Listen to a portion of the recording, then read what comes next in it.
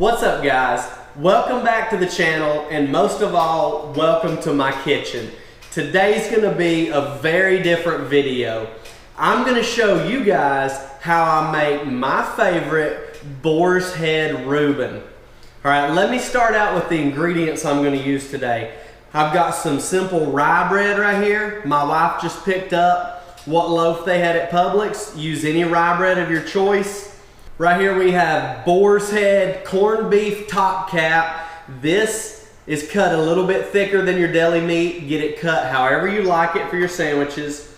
I've got 2 slices of boar's head Swiss cheese, a little bit of softened butter.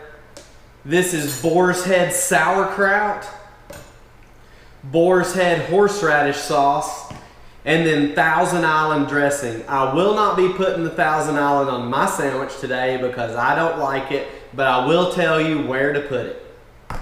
So first step is, we're gonna take the rye bread and we're gonna take this softened butter here and we're gonna spread just a little bit of this softened butter, a light coat on the outside of the bread, so that when I go over here and put it in my panini maker, which I'll show you in a moment, it will help toast the edges like you would a grilled cheese.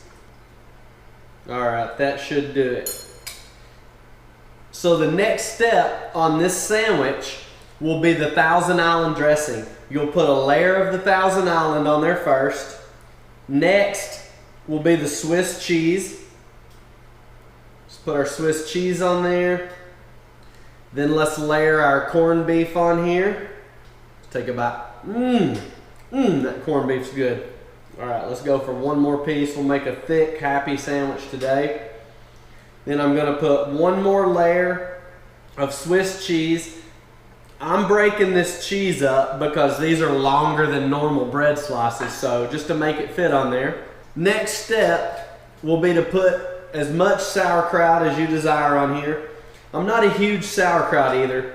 I like just enough to taste it and get the texture on the sandwich, but let's not overdo it. All right, one more small heaping on here. The next step will be to put another layer of Thousand Island dressing on top of here, and then put your top layer bread on here. All right, so let's take this over to the panini maker and I'll show you what to do next. All right, here's my wife's Breadman panini maker. She's had this forever. It works great. The next step is to set your panini right on the panini maker and close the lid, and let's let the Breadman do the work. We'll give it about 15 minutes and then our sandwich will be ready to remove. The best way to tell if your panini is ready is just open the maker and take a look at it.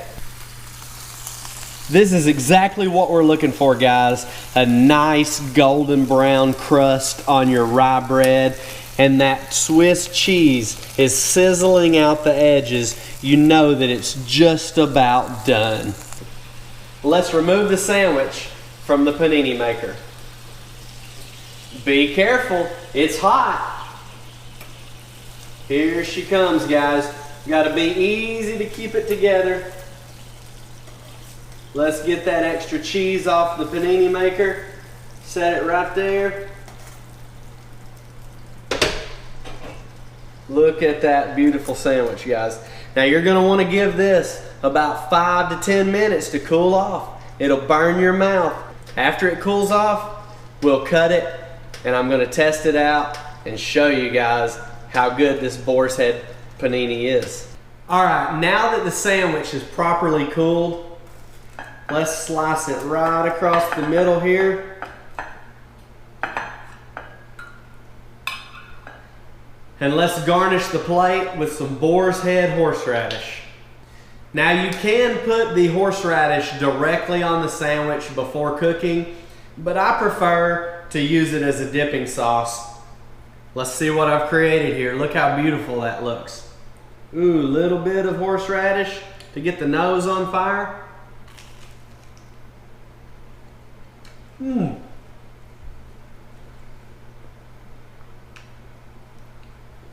Ooh wee. Boy, that's a good sandwich. So now that I've shown you how to make a world-class boar's head Reuben in the panini maker, go down there and slam that like button if you liked how I made that. If you haven't already joined the family, go down there, smash the subscribe button, turn on the post notifications so you don't miss any more videos, and I will see you in the next video.